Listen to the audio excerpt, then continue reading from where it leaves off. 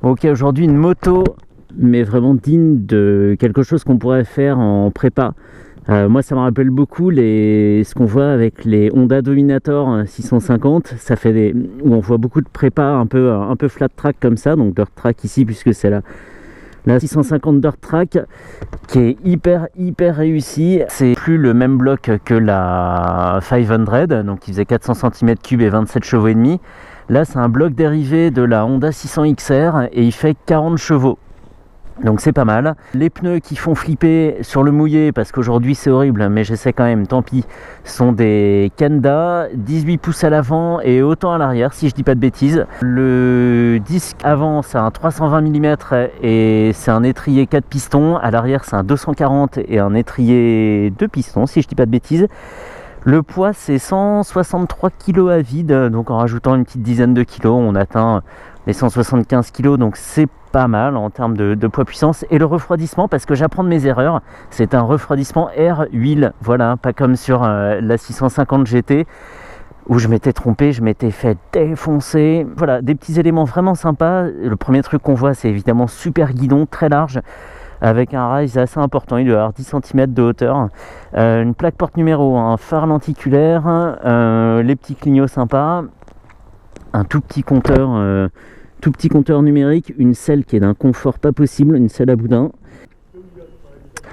des tout petits rétros qui sont d'origine, si je dis pas de bêtises. Et alors le compteur a beau être petit, il est à peu près aussi grand que celui par exemple de la 690 SMCR chez KTM. Mais alors niveau info, il est très complet. Il y a un indicateur de régime, une jauge à essence, la vitesse évidemment, un totaliseur kilométrique. Et j'ai calé. Il fallait bien que ça arrive. Allez gringo là. Et en fait, il y a beaucoup d'infos, c'est comme un gros compteur, mais en réduction. Et qui reste assez lisible malgré tout. On a une position hyper droite. Et une moto qui est assez volontaire, là dans les premiers mètres que je fais avec. Alors comme c'est un mono, il faut veiller à pas descendre trop bas en régime. Sinon ça cogne. En fait, ça cogne pas, ça vibre pas dans toute la moto, mais ça donne des à-coups. Et la moto avance de façon involontaire, donc c'est pas hyper agréable. Alors un petit détail qui fâche, bon, la présentation est plutôt sobre, c'est du plastique d'assez bonne qualité, tout noir. Mais par contre, ce gros mètre cylindre, en fait, qui a un bocal, on dirait le bocal du frein arrière qu'on aurait grossi x4 et qu'on aurait collé sur le guidon. Je le trouve pas joli du tout, alors que Mash a des pièces beaucoup plus jolies que ça. Il y a des mètres cylindres en plastique transparent comme sur un New 75 et là ça aurait été parfait. Et l'échappement, même s'il est d'origine, fait un bruit excellent. Vraiment excellent. Alors au début j'étais un peu réticent à l'essayer dans ces conditions. Il fait froid, il pleut, enfin il a plu toute la journée là, ça s'est arrêté il y a 1 heure. Et j'étais un peu réticent à cause des pneus, mais je me suis dit on va pas se priver de cette moto juste à cause de conditions météo un peu douteuses. Et je crois que j'ai bien fait.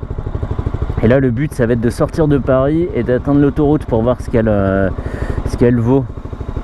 Alors il y a un bouton ABS, je sais pas pourquoi, c'est sûrement pour le déconnecter, mais j'ai aucun indice sur le compteur qui me dit s'il est activé ou pas. J'appuie dessus, ça ne fait rien.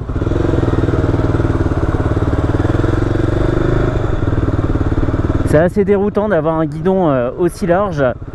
On a l'impression de manœuvrer un bateau en fait, c'est marrant. Et en faux filage par contre on n'est pas trop handicapé par ce grand guidon. C'est un peu le principal ici, hein. Dans la région parisienne, c'est un élément à prendre en compte. Mais là chouette, elle est pas embrayage pas dur du tout, freinage progressif. Des poignées qui sont pas très agréables au toucher cependant parce qu'elles ont des arêtes un peu prononcées, elles sont un peu carrées ces poignées, enfin ces leviers sont un peu carrés. Allez, fais pas le mec vexé parce que je t'ai klaxonné là.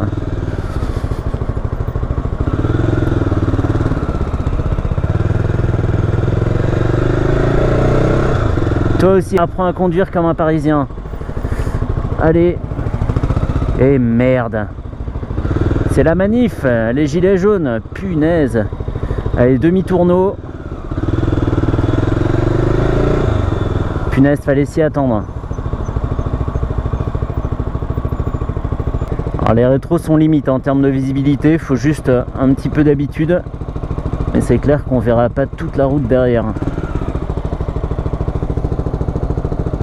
Bien, hein, avec des petits bouchons comme ça, bon ça c'est pas ce qui coûte cher, comme les amortisseurs à cartouches séparés, hein, c'est pas ce qui coûte le plus cher, mais c'est un petit détail sympa en termes de présentation, c'est un vrai plus. Ah, t'y as cru, hein. Et bah pour un mono, elle est vachement souple. Elle est vachement souple. Je me soucie pas trop du rapport dans lequel je suis, ni du régime. Et ça repart sans rechigner. Elle est vraiment super souple. Et elle se faufile hyper facilement. Ça, c'est chouette. On va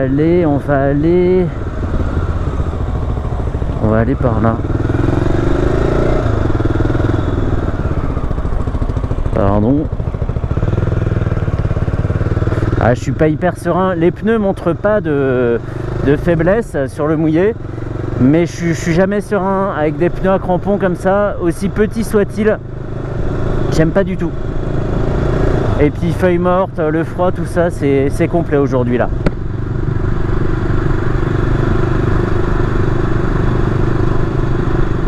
On est hyper haut sur la route, même si la selle en elle-même est pas très haute. Elle fait 78 cm de haut. Mais comme on a le dos très droit, ça offre une bonne visibilité sur la route. Elle est vraiment pas mal. Et le prix en neuf, elle vaut 5700 €. Je pense que le rapport prix-prestation est vraiment bon. Si on met de côté cette mauvaise réputation, à mon avis injustifiée, des mâches, franchement, on a un bon produit. De ce que j'en vois pour le moment, en tout cas, hein, évidemment. Ouais, génial. Je sais pas à quel régime je suis du coup, mais là la relance était hyper agréable. Le bruit, les sensations, tout ça à une vitesse qui reste bien modérée.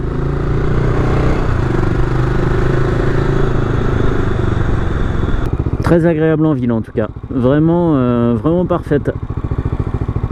Mais le guidon large nécessite un peu de s'habituer. Ça me rappelle un peu la W800 de cette année, avec ce guidon un peu bizarre, qui donne pas une super maniabilité. Mais là, ça fait un peu partie du décor, forcément. Flat track, guidon large, et là heureusement on a un frein à l'avant, pas comme en flat track. Mais faut un petit temps quand même. L'embrayage est vraiment pas fatigant, hein. Là je le vois parce que j'arrête pas de passer les vitesses et de rétrograder. Ça se fait vraiment tranquillement, sans effort. Et pour une moto qui a quand même vocation à évoluer en ville, c'est hyper appréciable. Alors les suspensions sont un peu fermes. Là on vient de passer sur une série de bosses et ça m'a fait trembler la tête. Et c'est vrai que depuis le début je le remarque sans trop y faire attention cependant. Mais les suspensions, autant à l'avant qu'à l'arrière, elles sont dures. Alors pour l'arrière c'est facile, c'est filtré par la grosse selle à boudin qui est vraiment géniale. Mais à l'avant, ça fait des petits chocs dans les mains. Pas le plus confortable.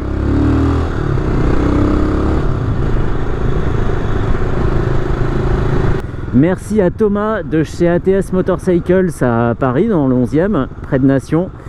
Ils font pas mal de marques, ils font Mach, Royal Enfield, et ils font aussi des customs de chez Zero Engineering, et ils ont une très belle boutique et ils sont toujours sympas. C'est une équipe de petits jeunes et c'est vraiment une boutique qui vaut le détour, hein. Je le dis, hein, quand ils sont sympas, il faut le dire aussi, ça aide si quelqu'un doit faire le choix d'une concession. Et ben celle-ci, c'est une très bonne option. Ils sont toujours sympas, ils ont pas mal de modèles en démo et beaucoup de choses en boutique aussi, et très belles choses. Alors même pour un mono, le frein moteur est pas énorme, sur le rétrogradage, on n'est pas projeté en avant. Il est super souple. Je sais pas à quoi ça tient. Si tu veux pas y aller, tu me le dis, hein, mais je te passe devant, quoi. Mais ils ont bien bossé. Et pour une utilisation en ville comme ça, j'ai pas remarqué beaucoup de vibrations pour le moment. ni dans les mains, ni dans la selle. C'est tendance. Bah oui, fallait y aller franchement. À l'autoroute. Alors ici, c'est la partie de la mort qui tue. Vas-y, va-t'en. Oui, j'ai failli dire une grossièreté, ouais. Ah, la belle région parisienne. Regardez-moi tout ce béton.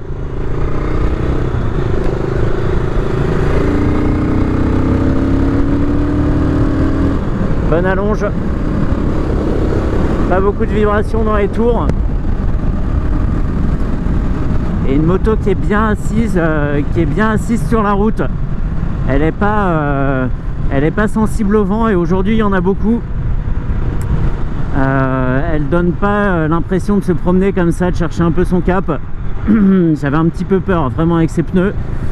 Et on peut repartir assez bas. Là je suis à 3000 tours à 80 en 6ème. C'est pas là où on a la meilleure accélération, mais elle rechigne pas à remettre du gaz. Et je double par à droite.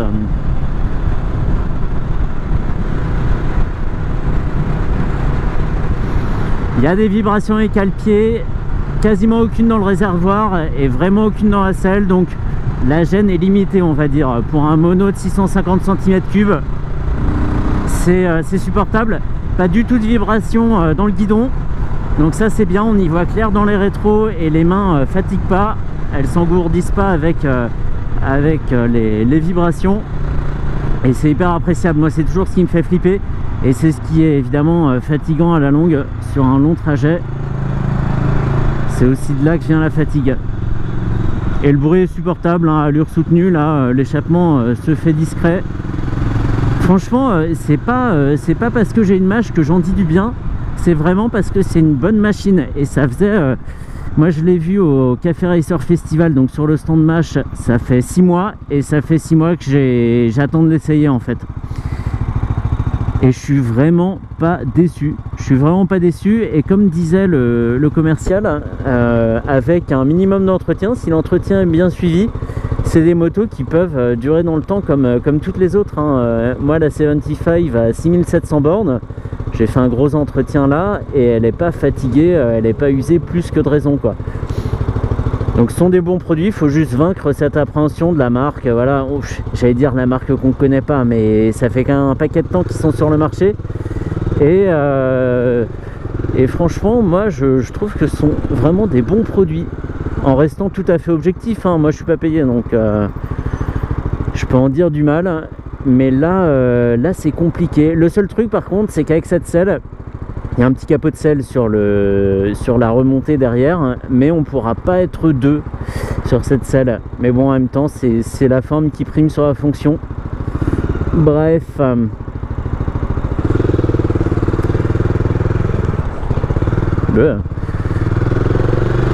Après, il y a peut-être vraiment, en termes de présentation, il y a ce gros bocal de mètre cylindre qui est pas joli du tout. Et le compteur qui fait un peu anachronique dans cette moto à l'ancienne. Voilà, un compteur, bon, il est fonctionnel, hein. Il y a tous les voyants qu'on veut, il y a même un voyant moteur, ça c'est pas mal. Il y a évidemment plein d'infos, mais pourquoi pas un petit compteur à aiguille, peut-être sur le côté du moteur ou un truc comme ça pour encore dégager le devant. Ça aurait été vraiment pas mal.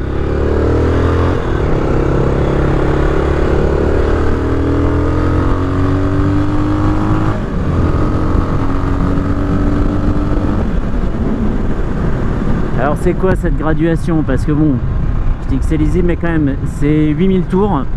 À 8000 tours, les vibrations commencent à apparaître, mais on n'aura pas besoin de pousser autant en fait. Vraiment, sauf sur des démarrages violents. Mais bon, si les vibrations sont perchées si haut, c'est pas gênant. Et là, ça repart tranquille, hein. Vraiment tranquille. Il y a peut-être un léger manque de stabilité dans le guidon. Voilà, je sens qu'elle n'est pas hyper sereine, un peu comme la W800. Voilà, on a elle a une petite tendance au zigzag si on n'est pas ferme sur le guidon. Mais sinon, je lui vois pas beaucoup d'inconvénients à cette moto, pas beaucoup de moins et beaucoup de plus. Le prix, la présentation, les performances qui sont ce qu'elles sont. On paye une moto 5700 € à 40 chevaux et on pourra sortir de la ville assez facilement. Voilà, un moteur qui a fait ses preuves quand même, puisque c'est un dérivé Honda. En termes mécaniques, ça va. Après, vraiment, personnellement, j'aurais toujours une petite appréhension sur l'électricité, surtout par temps humide. Voilà, on sait que c'est pas leur point fort. Je sais pas du tout s'ils l'ont amélioré depuis les premières mâches, mais c'est plutôt là que ça pêcherait, voilà. Mais après, avec un minimum d'entretien, comme je le disais, il n'y a pas de raison qu'elle aille pas très loin, cette moto. Et le frein arrière est super efficace. J'arrête pas de l'utiliser depuis tout à l'heure par peur d'utiliser l'avant, et il fait super bien le boulot. Il n'a pas qu'un rôle de ralentisseur en fait. C'est vraiment pas mal. Bon voilà, je crois qu'on peut en rester là pour la 199e moto. C'est très loin à dire et très difficile, mais voilà. Pour la 200e, il y a plein de plans qui sont tombés à l'eau. Des gens qui m'avaient dit oui, et puis après quand on a creusé un petit peu, ils m'ont dit ah non, dans ces conditions c'est pas possible. Voilà, il y avait des super suggestions quand je vous avais demandé dans la vidéo ce qui pourrait être sympa pour la 200e pour marquer le coup. Et en fait je pense que la 200e va être une moto normale. Je sais à peu près ce que ça va être. Dans le planning, ça va normalement être une Triumph. Il y aura une moto un peu sympa, un peu hors du commun, mais ça sera quand elle se présentera, parce que là ça n'a pas pu tomber juste dessus. Mais c'est pas grave, c'est pas perdu. Il y a plein d'idées qui sont là, mais ça a pris du temps à bien se goupiller. Donc ça sera pas pour la 200e. Voilà. Allez, on va finir en faux filage. Oula, vu comme c'est étroit, je risque pas d'aller très loin. Si c'est bon, parce que toi t'es vraiment trop à droite, même si je connais pas tes convictions politiques.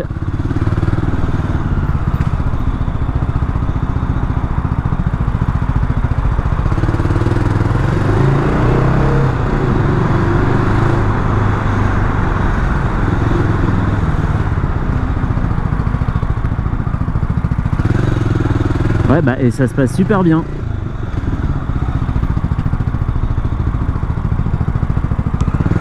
Même ici, le guidon étant assez haut, on arrive à se faufiler pas mal au-dessus des obstacles en fait. Et c'est bien. C'est bien, et comme les rétros dépassent pas non plus, on s'en tire franchement pas mal. Bon voilà, fin.